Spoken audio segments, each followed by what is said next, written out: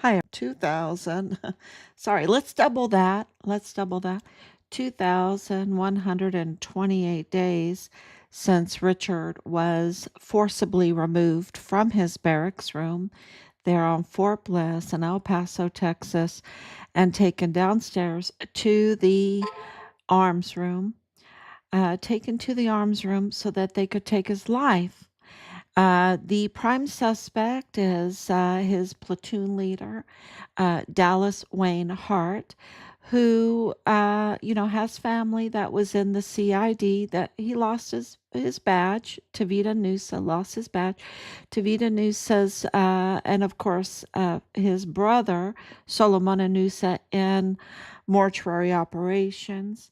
And of course, his mother, uh, and I'm talking about Dallas Wayne Hart's mother, Leilani Hart, who needs to be arrested ASAP. There is no reason why, except for that they are with the cartel, that they are absolutely infiltrated with the cartel, that they do not arrest Leilani Hart.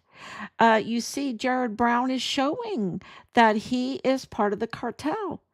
Connell Wetton is part of the cartel because they don't arrest Leilani Hart. Okay, absolutely.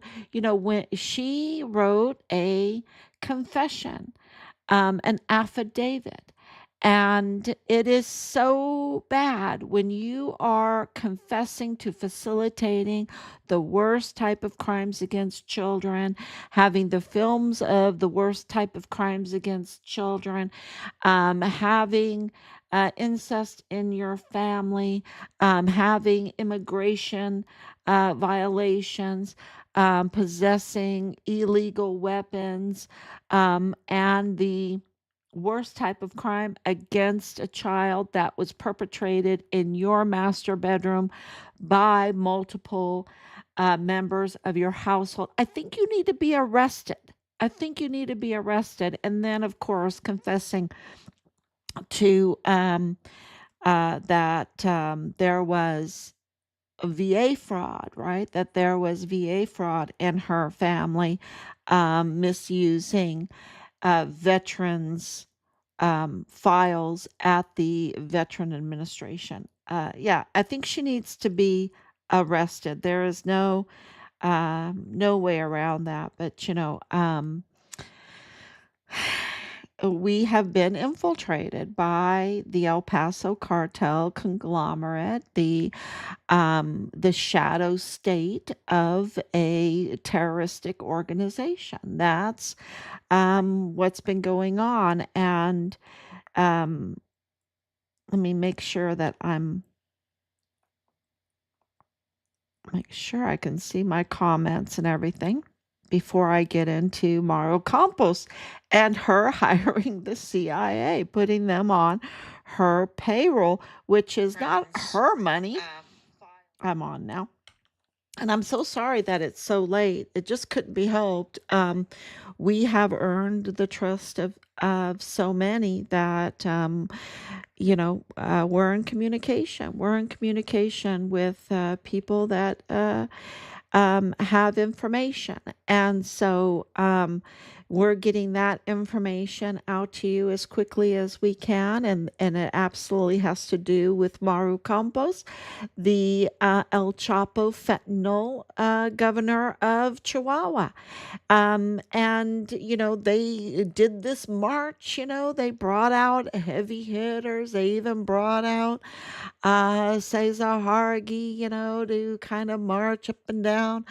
Um, it seems like, and the media is coming out to like try to make it look good, like people are liking her. But I heard that she could barely fill up a room, that she has really lost respect, that she's on the way out, that anyone that's doing this with her is making themselves look like fools.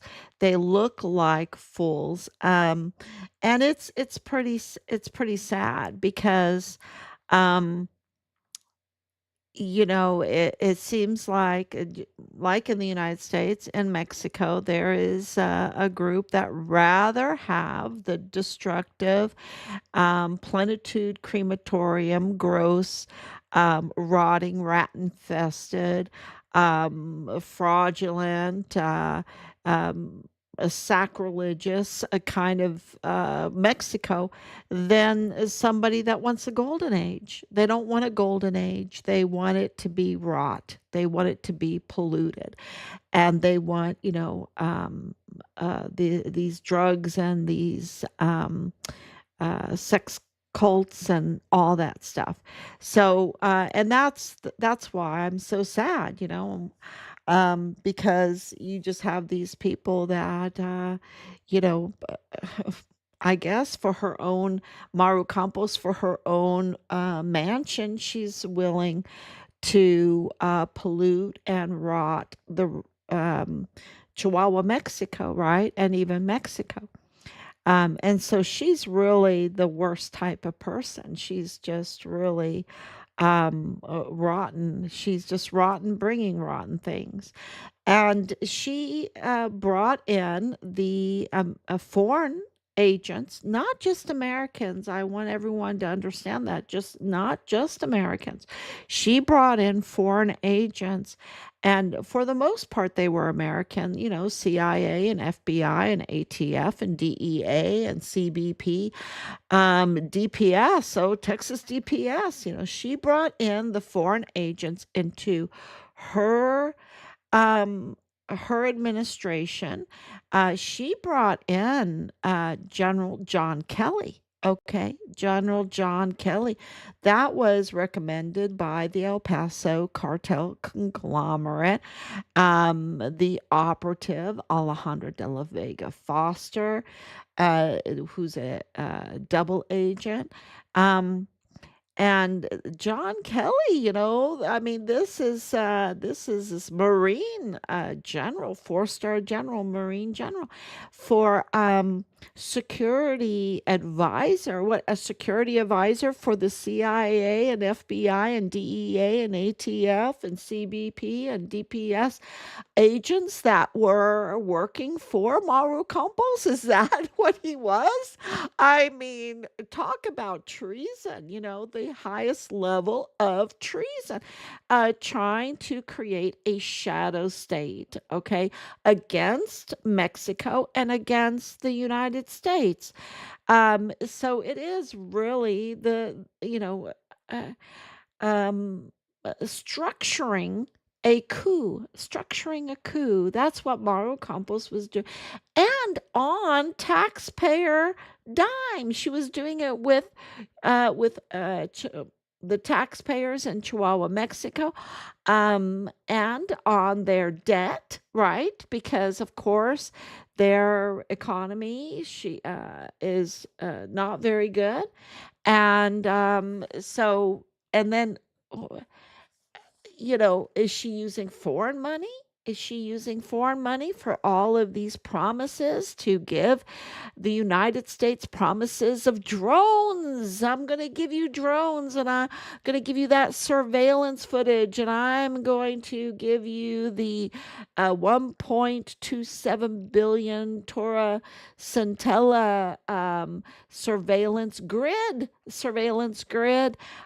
tower with your own helicopter pad. You can fly your helicopter in there. I mean, this is how treasonous this woman is. And she's been accused of kidnapping. She's been accused of kidnapping. She's been accused of treason against the homeland. She's been uh, totally I mean, the deaths of two CIA agents on her payroll, carrying M4s in her building with Carlos Manuel Salas, the confirmed cartel, right? Confirmed cartel, residing in El Paso, and she's uh running rogue operations. What are the rogue operations? Drone surveillance to protect the fentanyl. uh, it's since she did not properly close down any labs, it really seems like she's protecting the labs, right? And then you have an ambush of um, so severe that they couldn't even hide their rogue operation. See, they got caught because the ambush was so severe. And it's going to be interesting whenever we do, maybe one day, find out who ambushed them, right? Be very interesting. But two CIA agents, John Black and Richard Johnston. So a former Marine captain, that's John Black, and then a drone operator, that's Richard Johnston, were killed in a very bulletproof, reinforced, all kinds of security measure in this vehicle, and the vehicle is all totally burnt out. And there was no chance for them at all. And of course, with two other AEI, I think, investigators for Maru Campos. And, so two, these are a high level, all of them are high level. And now we have another, and I need to bring up my Facebook, the Facebook page, because this car crash that was reported on La Palanca is huge, because this is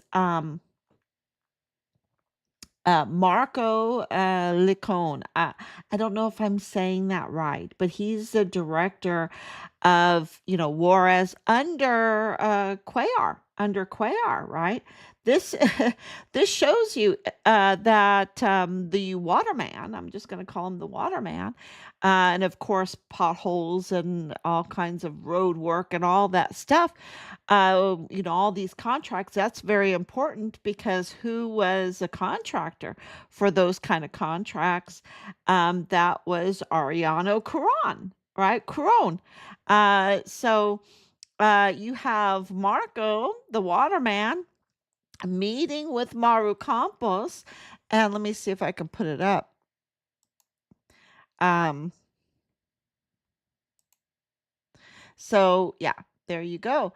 You have Marco that's meeting with Maru Campos, and he's driving back on these treacherous roads, and we've been there. These roads you have to really pay attention when you're on these roads. They're pretty treacherous. And of course, that says something, because I've driven on the Autobahn in Germany for years and years, and I've driven on the roads of Ireland for years and years, and both of those roads are, you have to, let's just say, you can't be tired when you're driving. You have to be very, very aware of everything going on when you're on the Autobahn. You can't use your cruise control, that's for sure. And the same thing with Ireland. Ireland has treacherous roads, y'all, treacherous. Um, and you have to really pay attention to what you're doing. But Juarez, Mexico, I think it beats them both. It beats them both. You have to have some good drivers, and so this is really a terrible, terrible situation, because Marco the waterman was meeting with Maru Campos. And that's really what stuck out in all of this. Of course, it's so terrible that he was killed. He was killed, and his daughter, that was expecting a child, was killed. I mean, this is like so sad, right? So sad. And then another person that lived through it. I think she's going to live through it. But Marco the waterman, um, it was working for Cuellar. And Cuellar and Mauro Campos, let's just say, they don't get along too good. They don't get along too good. They're really political enemies, right? They're political, maybe, at their parties or whatever they get along. But, politically speaking, they don't get along good. And so for Marco the Waterman to be meeting with Mauro Campos shows no loyalty for Cuellar, the mayor of Juarez. So, yeah, that is what stuck out in all of this. And maybe if you live in Juarez, God bless you. And if you speak English or if you translate this to Spanish, a bigger God bless you. And maybe you have some insight knowledge about what is going on, right? What's going on here?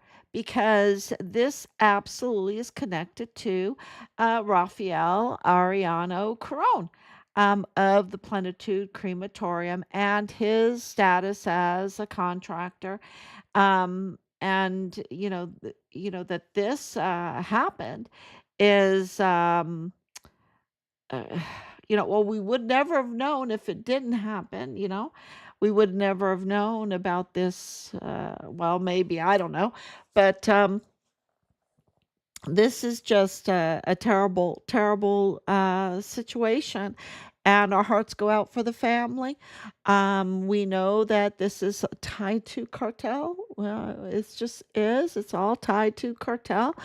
It's Marco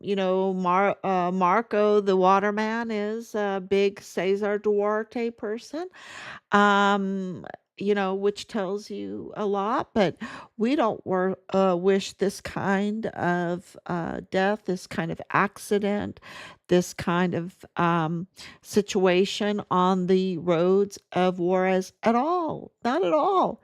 Especially, when things are really looking up, when things are really looking up, where you can report, right? You can report because you're not afraid of all the power of the cartels. The cartels have been very weakened, y'all, very weakened. And so more and more people are speaking out, more and more people are writing reports, more and more people are getting accountability. Things are really starting to happen because of the ending of um, the money flows, the ending of the money flows. And so there is going to be some jostling, right? Some, cartels freaking out, because the way they used to do business has ended now. It's ended, and things are being moved around, and they are being expected, and I know this from El Paso, to follow the rules, right? They're starting to have to follow the law. And before that, they could just do whatever they want. They could just do whatever they want and say, "Oh, well, I have immunity. I have immunity, or I can, I'm connected to the El Paso cartel shadow state," and they could just do whatever they want. But they can't anymore. Things have changed, and now they're having to go and read their law books, right? They're going to in and having to use AI and say, "What does the law say about this? Am I allowed to do this?" So things have really changed for them. And so, with that, we don't wish any kind of harm or accident. We want it all to be legal. We want it all to be legal, and we want to use the law. We want the sovereignty of Mexico to be upheld. We want the sovereignty of the United States to be upheld. And I know I've got some comments about people, not really caring about sovereignty. Well, you don't want to live in a world without sovereign states. I mean, that will just be absolute hell, confusion and hell. So, we do want the laws of Mexico to be abided by, and the same thing with the United States, and the same thing with Texas. And what happened in Texas is just absolutely treason. The signing with um, Texas Governor Greg Abbott absolutely cannot go unaddressed. And you have all this talk about elections and this and that, but we're talking about being a traitor to the United States in the year of our 250th anniversary. Okay, so we need to address this. We cannot, cover for either Maru Campos or for Governor Abbott. It needs to be addressed, and of course, for our son's case, we have, extra urgency and all of this because we want our son's remains back. We want accountability for who did this and who's doing the cover up, and we also think about it. The El Paso uh, cartel shadow state attacked President Trump. Okay, attacked him. So, and that shadow state are a dual citizens. Okay, they're not just Americans. They are the likes of Carlos Manuel Salas. They are the likes of Alejandro de la Vega. They're the likes, of the CJNG, of the Sinaloa cartel, of the Juarez cartel, and of course also of the Americans over there. So this was foreign election interference.